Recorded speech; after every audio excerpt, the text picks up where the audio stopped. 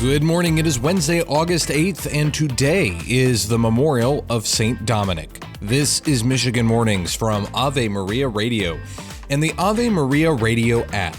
I'm Matthew Handley. Coming up, we've got an update on Team USA at the Olympics. But first, your local weather and this news. We begin this morning with the presidential election. Vice President Kamala Harris' rally in Detroit was interrupted by protesters on Wednesday.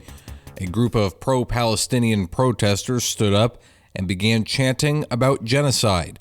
The Detroit area is home to a large number of Muslims and Arab Americans, many of whom voted uncommitted in Michigan's Democratic primary last Friday in protest over Biden's position on the war in Gaza. And Ohio Senator J.D. Vance was in Detroit yesterday as well and is accusing newly minted Democratic vice presidential nominee, Minnesota Governor Tim Walz, of stolen valor. Mark Mayfield reports. During a campaign event in Detroit, Vance claimed that Walz abandoned his unit in the National Guard just before it was deployed to Iraq. Vance also accused Walz of falsely claiming he carried a weapon during war, arguing that Walz never spent a day in combat. Both VP hopefuls served. Vance was a Marine combat correspondent during the Iraq War, and Walz was in the National Guard for 24 years before his 2005 run for Congress. I'm Mark Mayfield. In other news, former Michigan head coach Jim Harbaugh is being punished by the NCAA for his role in an impermissible recruiting case in 2021. Harbaugh has been hit with a 4-year show cause order and a 1-year suspension. The suspension is for violating head coach responsibility obligations, unethical conduct, and a failure to promote, quote, an atmosphere of compliance. The violations happened during a COVID-19 dead period. However, Harbaugh left Michigan after winning the national championship last season and is now the head coach of the NFL's Los Angeles Chargers. The show cause means if Harbaugh is hired by a college program during the period, he'll be suspended for the first year of his new employment. Michigan State University will reopen the first floor of Berkey Hall on August 26th and the MSU Union the week after Labor Day. Those areas have been renovated since the February 13 shootings last year that killed 3 Spartan students. Neither area will hold classrooms. The areas of Berkey Hall where the shootings happened will have an open space for people to gather. McLaren Healthcare officials are confirming their IT issues this week came from a criminal cyber attack. The hospital says its technology team is working with outside cybersecurity experts to analyze what happened and to mitigate the impacts. Officials say the system is largely operational and they are able to care for patients. Patients are told they should plan to attend appointments unless told otherwise by a McLaren Healthcare team member. You're listening to Michigan Mornings from Ave Maria Radio and the Ave Maria Radio app. Your weather is next. Now this.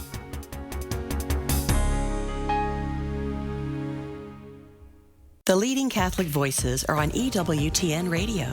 We want listeners to see that God has a unique and unrepeatable plan for their lives and how to rejoice in the work God's doing in their hearts and in their homes. God wants to set us free, to live more abundantly. More to Life explores what that really looks like, living it out in our everyday life and relationships. More to Life with Dr. Greg and Lisa Popchak.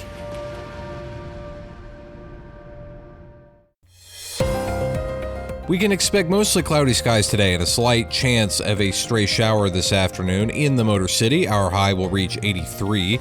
Tonight will be mostly cloudy with lows around 66. Tomorrow we can expect mostly sunny skies and highs around 81. Saturday will be sunny with temperatures in the mid-70s, and Sunday will be mostly sunny with highs in the upper 70s.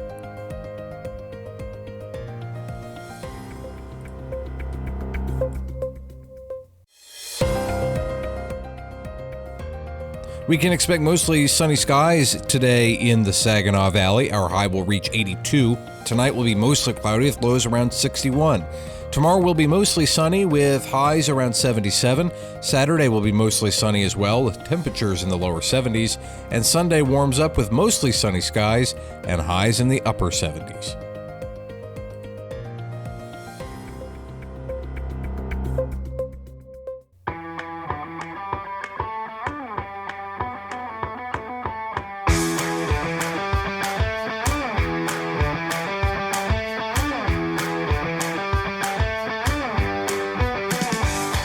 Welcome back to Michigan Mornings. I'm Matthew Handley. Let's get the latest on Team USA at the Olympics in Paris.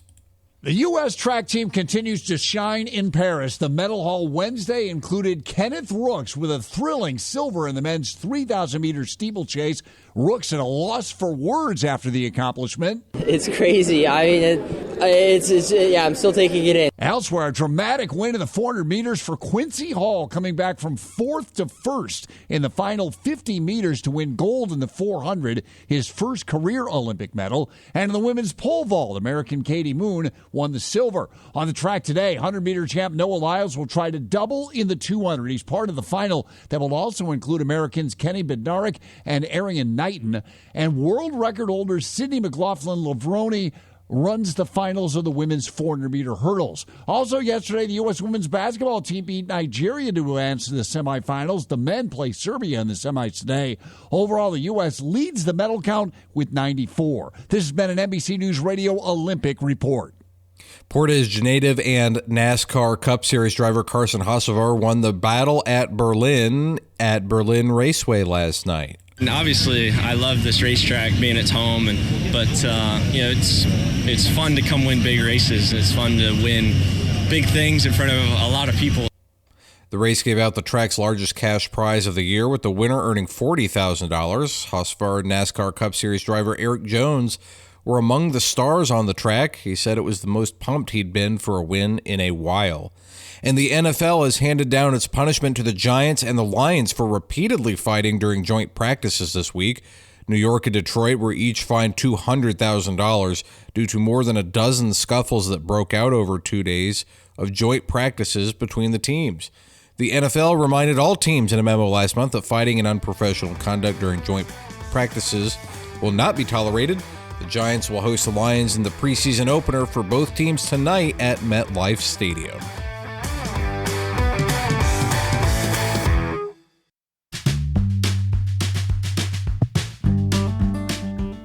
The Epistle of Barnabas says, "Do not hesitate to give, and give without grumbling. You will discover who can be generous with his rewards."